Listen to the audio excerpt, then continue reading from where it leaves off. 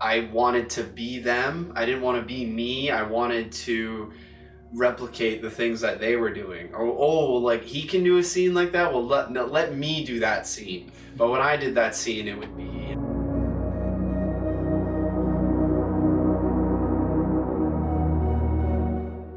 So a little bit about myself. My name is Nolan. I'm 25 years old. I got my degree in film studies. I've made many short films in my life, and recently I made a feature film with a couple other students that I went to school with, titled The Lad Goodbye, which is now out on Vimeo for free to watch. I don't make films for a living, but it's something that I'm very passionate about, that I consider to be fun and leisure that I'll always be pursuing on my own time. I always liked watching movies. I remember as a little kid I used to watch movies all the time, the same kind of classics that everybody watches. I remember, in fact, probably in the first grade or the second grade, I would be sick, but I would say I was sick because I wanted to stay home and watch Lord of the Rings or Back to the Future. 80 miles per hour. You're gonna see some serious shit. But at a certain point in high school, I started, expanding the kind of films that I was consuming, and I started learning more about world cinema. And that's something I'm still obsessed with to this day, learning about different perspectives. I've been making short films since high school, since I was in, say, the 10th grade, I think is when I started. I've seen the growth over time, and if you look back then at those shorts, they're very indicative of the things that I was into at the time. So a lot of references to Fincher or Scorsese, especially The Departed. I was really into The Departed, and I was really obsessed with their films in high school. And at that time, for me, I wanted to be them. I didn't want to be me. I wanted to replicate the things that they were doing. Oh, like he can do a scene like that? Well, let me do that scene. But when I did that scene, it would be, way worse, with poor acting, poor lighting, cheesy music, what have you. But that was all part of the growth. And now, as you make film by film, you slowly start to learn more about yourself, and you start to find characters or themes in your own kind of style that interests you. You really need to do it your way, whether that's from the start or whether you learn film by film. But yeah, now I've made a feature film, and I'm hoping to make some more.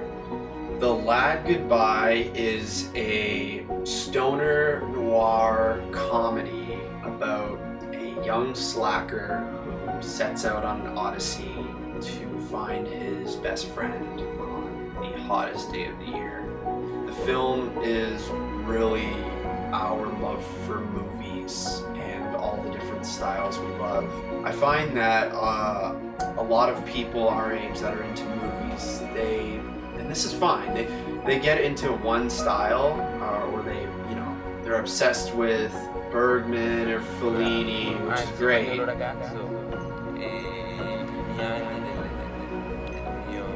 Lavoro a Roma, non pensavo proprio di aver fatto il regista.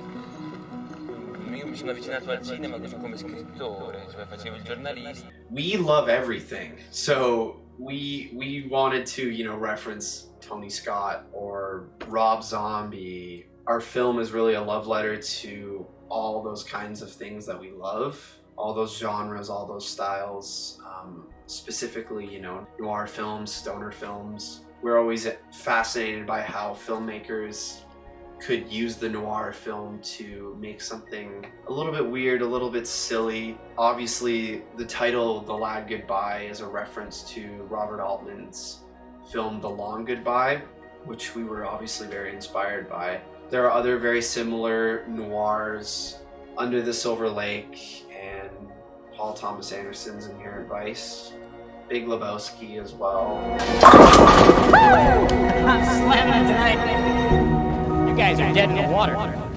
Just kind of playing around in a genre and having an awareness of the tropes and whatnot, and giving the audience the ability to laugh along the ride. The Lad Goodbye's been out for about almost a year. We had a couple private screenings, and then we released it on Vimeo last summer. The process took a couple years. We started writing the script and brainstorming ideas during COVID, in a time where the three of us, we weren't really together in the same place. We were just kind of, whether it was over calls or over messaging, we would be like, hey, what do you think of this idea? Or hey, isn't this idea crazy? You know, Kirk would write a few scenes, and that script would also be shared with Victor and myself. And then I would log in and read it and be entertained by the scene. And then I would ask myself, what could I add to this? And it just was kind of a back and forth like that. And we were pretty lucky. There wasn't a lot of disagreements in terms of, oh, that's stupid.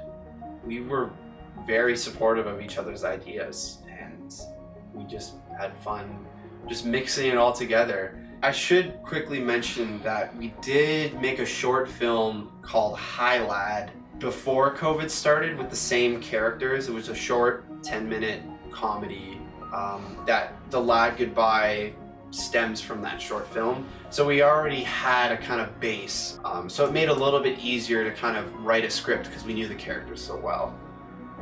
One thing I think we weren't really expecting was how much harder it is to shoot outdoors. Like, exterior scenes are a lot harder than interior scenes. You know, our film is predominantly set in exterior locations. What made that so difficult was predominantly the wind and the sun. Every day when we wanted to shoot a scene, we'd have to, you know, check the weather network and be like, oh, well, can we shoot today? Even if you nail the lighting and the composition and the performances were in sync, all that stuff, what if a gust of wind came in and ruined it? So we were constantly doing one more for safety. And then, you know, when the wind would be okay, maybe a cloud covers the sun, which completely changes the lighting between one shot and the next. So those were always little things that we had to think about.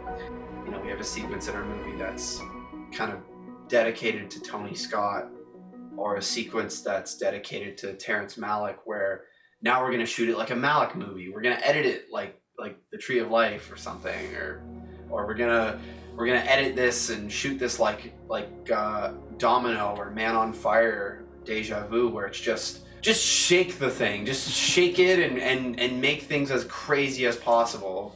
Some scenes we were okay with being more static, like the shed scene. We could be a little bit more static there, because in that scene it's just trying to capture the chaos and these guys roasting each other. Fucking face on a wall. What's with the safety glasses? I'm looking at those all fucking day. Because I work all fucking day. What do? You sit on your ass at home and you're always in this fucking shit. Yeah, I'm not making money. I'm not making fucking money. Sometimes it's just, if the actor's doing something you like, just let it be. You don't have to think about the camera work too much. We did not have a budget, really. I don't even know how much we spent, but most of the money went towards gas, driving around to different locations or picking up actors, and, you know, food for people on the days we were shooting. Some actors we were working with, paying them for the day, for their work. But I would say the biggest expense was the gimbal. It was a very worthwhile investment, though, because we wanted to get that kind of ghostly, slow-moving camera work that Robert Altman does so well in his films, especially in The Long Goodbye. But yeah, we didn't really have a budget. It was just kind of, we took it day by day, what we had, and thankfully we all had a little bit of money saved up. I still feel like indie filmmakers, they're working in a system, whether with people who finance their film, who back them, or they're working with distributors.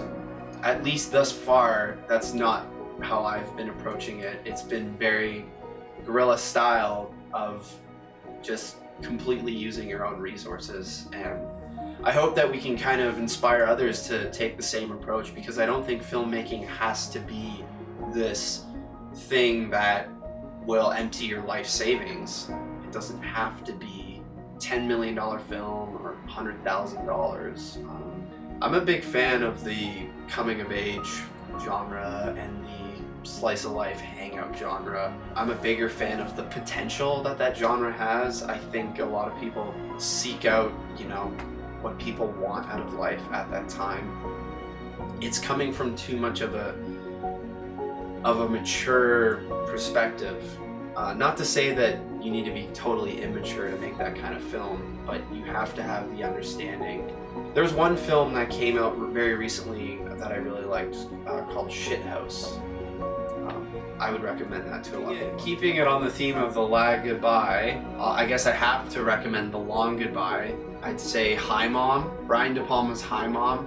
It's my favorite De Palma movie. It's an early film he made with Robert De Niro that kind of started it all for us. So I'm gonna throw out one that I haven't mentioned yet, which is Roger Corman's The Trip with Peter Fonda and film set in the late 60s, and it's about a guy, it's a breakup movie about a guy who he's going through a breakup and he decides he's gonna take a bunch of acid, and it's just his trip on acid, and it helps him process his breakup, and it's so much fun. It's kind of emotional too, and it's very creative in the techniques it uses.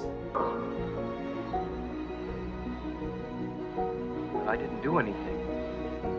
Just relax, man. There's so many other films that I could recommend, but those are the three that I would go with. Not much is happening with The Lag Goodbye these days, other than that it's available for you all to watch on Vimeo. You can go to Google and just type in The Lag Goodbye Vimeo and it'll pop up there for you to watch.